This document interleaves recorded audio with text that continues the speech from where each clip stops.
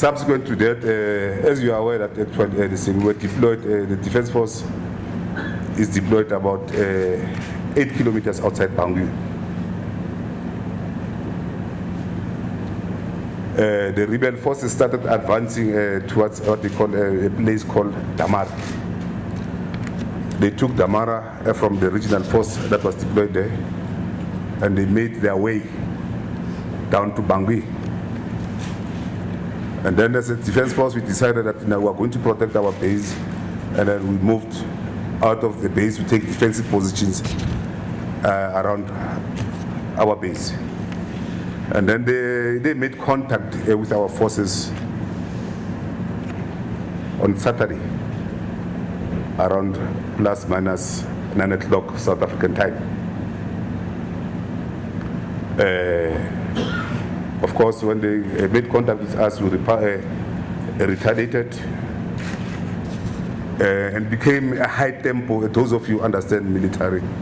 It was a high tempo, high intensity battle that lasted for more than 9 hours.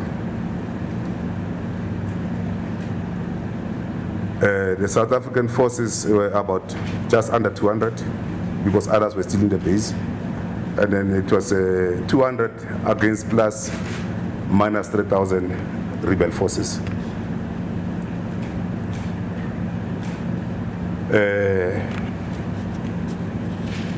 There was in fact a relative truce or ceasefire for some few hours, and then we went again. They started firing again, and then we battled it on. And in total, I can say the battle lasted plus minus 18 hours.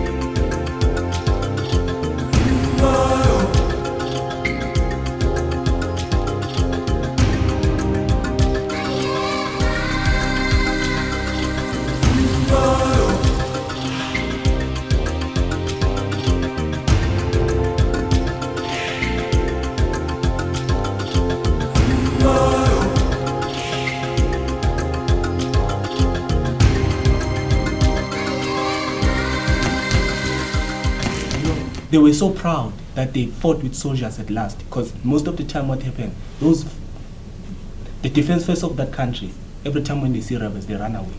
So for them to find a defense that stood their ground and fought them to their last drop, you see, till they had to be cornered on the corner, that they had to come up with a plan of ambushing us, because they could see they couldn't get any one of us there on the field. So the only way that they could get to get us was to lay an ambush for us. So I believe, and I truly believe, that those guys trust us, you see.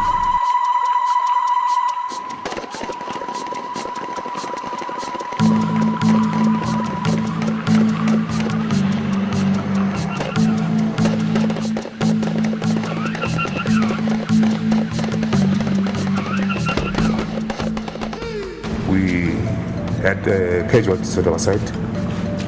13 members of the SANDF were dead. 1 missing in action, and 27 were injured.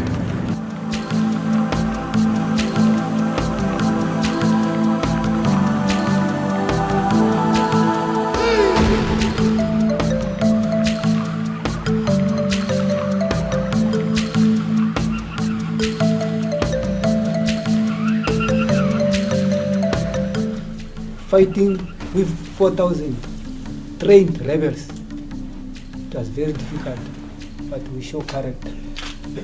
So, what happened on the ambush? We were not killed in battle. We were killed in an ambush on our way back, 2 kilometers towards the base. But our guys showed character, because after you fight and you're exhausted, and then the enemy knows that he will catch you at the end. But I want to say from the bottom of my heart, they show character, our guys. At the last minute they fight. That's why we only lost 30. To a lot of people it's a big number, but to us on the ground, who were there, they are my guys. To you, people who were not there, it's 13, it's too much. To us, it was less, because it means we were supposed to be all of us finished. But we fight for our lives.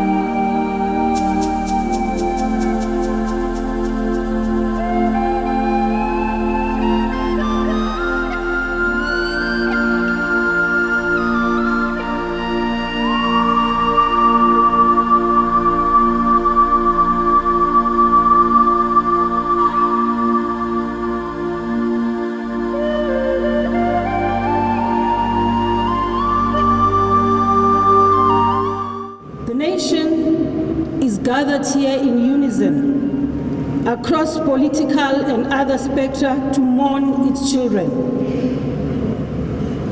Also, to recognize their bravery and valor.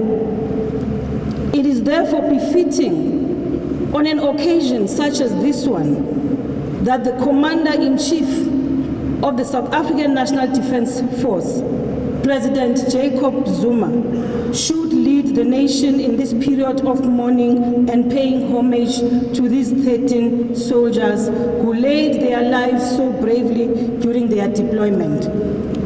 President, we are a nation in pain as much as we are a people who are proud of our compatriots who fell. We invite your leadership and comfort during this difficult time. And of course, you need no introduction. I simply stand here to invite you to take this opportunity to ascend the podium and address us. The tears of grief from the families are both inevitable and deserved because of the caliber of men we have lost.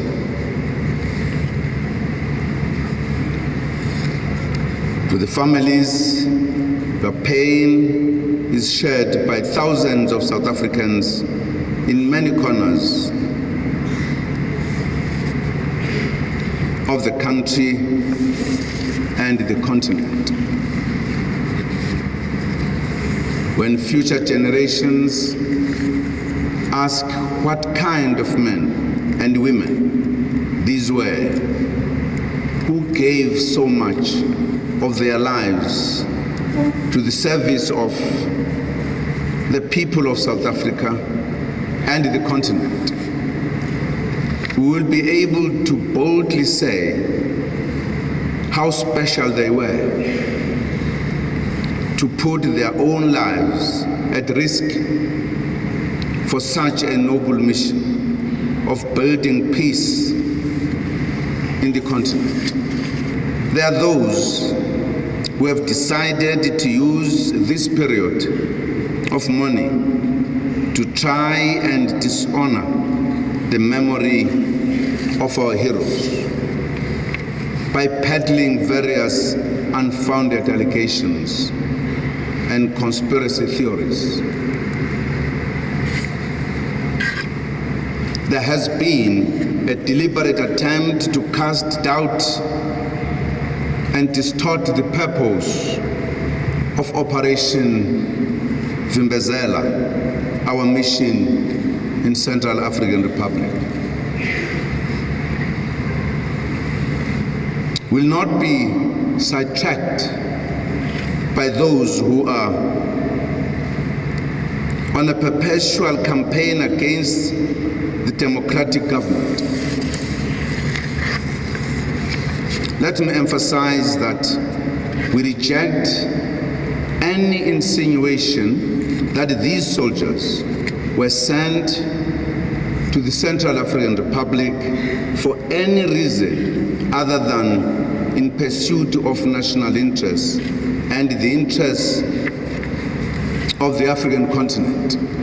Those men and women, they were there raising the flag of this country high. And I, as the Chief of the South African National Defence Force, I would like to say I'm proud of them.